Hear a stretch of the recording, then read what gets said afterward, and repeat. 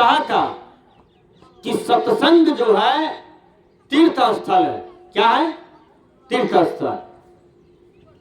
तीर्थ जाने की जरूरत नहीं है, तीर्थ करने की जरूरत है, तीर्थ लगा देने की जरूरत है। वो क्या है? आपका द्वार। साल भर में आप कितना कमाए? 10 लाख, 5 लाख। वो 5 लाख में से कम 20,000 टका धर्म काम में लगा दीजिए तो टोला में सबसे अमीर आदमी आप हो जाइएगा। वो 10वां अंश हुआ। रामायण में कहा 10वां अंश गुरु को दीजिए, जीवन जन्म सफल कर लीजिए। 10वां अंश गुरु को देना चाहिए, संत को देना चाहिए, सत्संग में देना चाहिए, कोई यज्ञ में देना चाहिए। दान करने की प्रवृत्ति हर आदमी के अंदर में हो। जो दान करते हैं वही दुनिया में नाम करते हैं। देखिए विद्यालय में कोई जमीन देता है तो उसका नाम है कि नहीं? कोई पंचायत भवन बनने में दान करते हैं जमीन, नाम हुआ ना है? अब विचार कीजिए, अब कोई सारा संपत्ति कबीर आश्रम में दे दिया, अपना दुनिया छोड़ के चले गए। कोई गुरु महाराज के नाम से जमीन रजिस्ट्री कर दिए, बाबा मिही के नाम से, और दुनिया से चले गए। उसका नाम अमर हो गया कि नहीं है?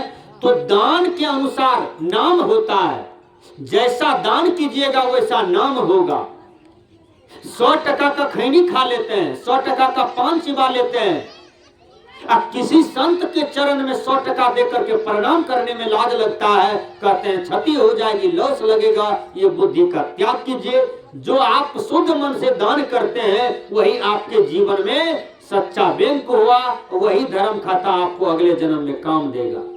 विचार कीजिए। एक आदमी गया, पुतों का पासबुक ले लिया और गया पैसा उठाने के लिए बैंक में।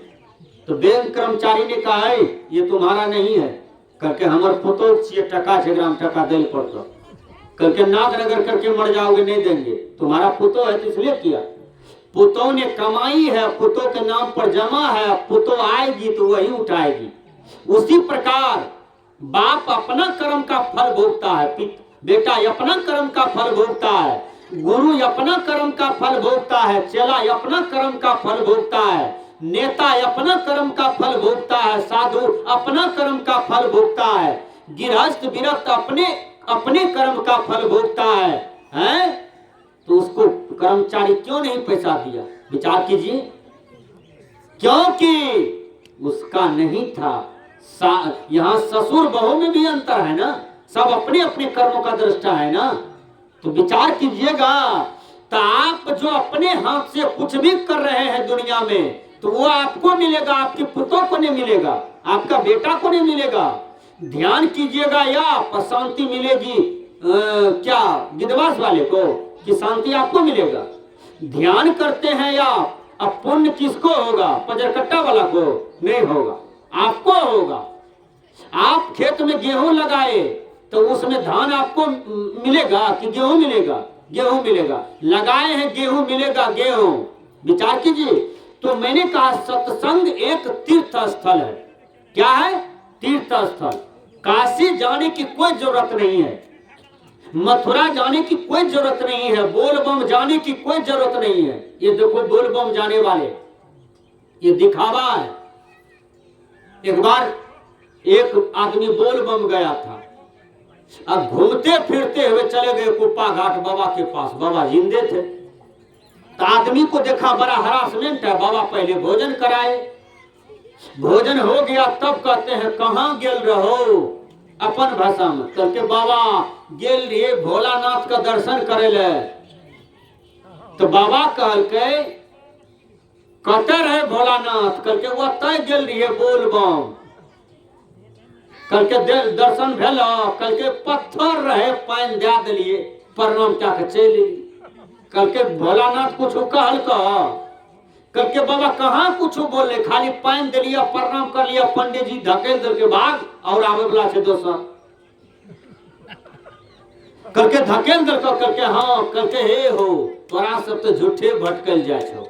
एहन भक्ति करो कि बोल बम से भोलानाथ खुदे त्रिशूल लेकर तोरा आगू खड़ा भे जेते। एहन भक्ति करो है। निज तन में खोज सज्जन बाहर न खोजना, अपने ही घट में हरि है अपने में खोजना। तो वह ध्यान है द्वार समाधि का, वह समाधि में बैठिए। वो क्या है? नाद बिंदु, मानस जाप, मानस ध्यान, दृष्टि साधन, सुरत शब्द योग, इसी को कबीर पंथ में कहते हैं शब्दाभ्यास, रूपाभ्यास, दृष्टा दृश्याभ्यास और साक्षी भाव। ये ध्यान के 4 भेद होता है। क्या? मानस जाप, मानस ध्यान, दृष्टि साधन, सुरत शब्द योग, उसी को कबीर पंथ में शब्दाभ्यास, रूपाभ्यास, दृष्टा दृश्याभ्यास और साक्षी भाव, केवल भाषा का अंतर है। लेकिन ध्यान एक ही मार्ग है जो साधक जैसे छत पर चढ़ते हैं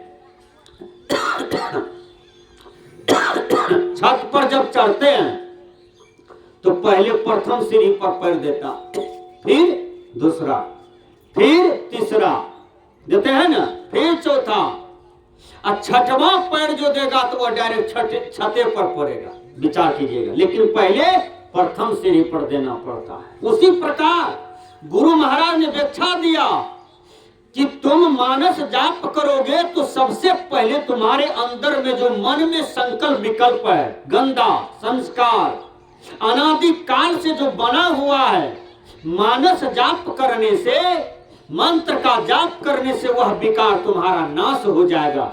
जब वो विकार नाश हो जाएगा तो तब तुम चलोगे मानस ध्यान में।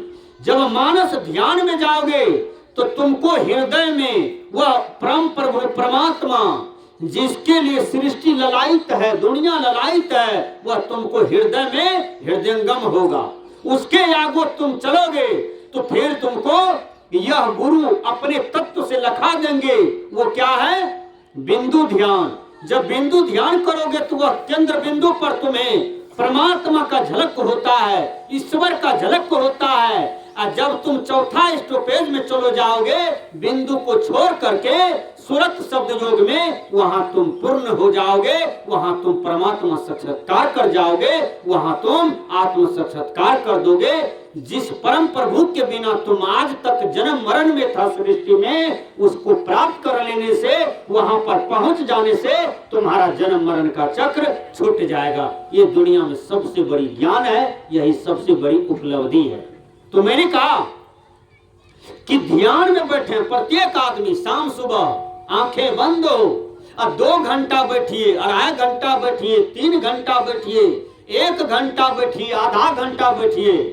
कुछ आदमी ध्यान करते हैं तो ड्यूटी निभाते हैं। ओ स्नान क्या कर छिए, दिमाग से कहते दाल भात सब्जी पर, वो आंख बंद की करते जल्दी पीढ़िया ले छे, खायल दान है, ओकरे ध्यान कहे छे। कि ध्यान जो करते हैं लोग, उसका एक अलग यात्रा होता है, उसका लगन अलग होता है, साधना करने का लगन अलग होता है। तो कहने का भाव है ध्यान यात्रा बना के नहीं किया जाता है। ध्यान में होते रहिए और ध्यान करते रहिए, लेकिन करते रहिए। किसी ने कहा वीर तुम बढ़े चलो, धीर तुम बढ़े चलो, हाथ में ध्वजा रहे, बाल धाल सजा रहे।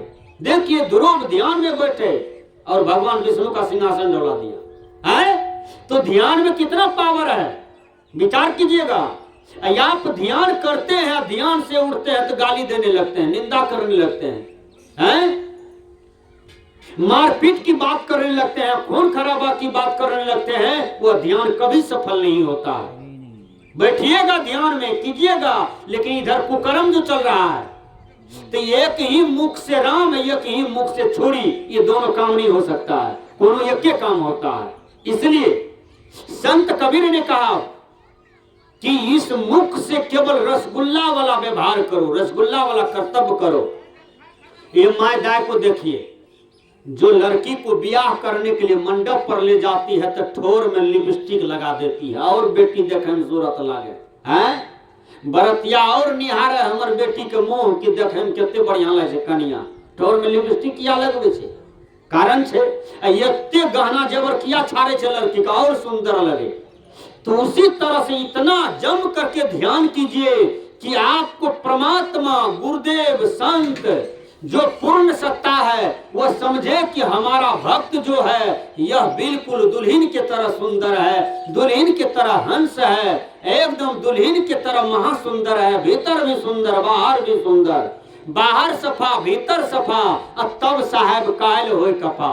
लेकिन ध्यान करने से पूर्व पहले मन को जीतना पड़ता है, इंद्रियों को जीतना पड़ता है। भगवान कृष्ण ने गीता में कहा, हे अर्जुन, यदा सहर्ते चायम कुर्वो अंगानीव सर्वशः इंद्रियाणि इंद्रियार्थैर्भ्यस्तस्य प्राज्ञा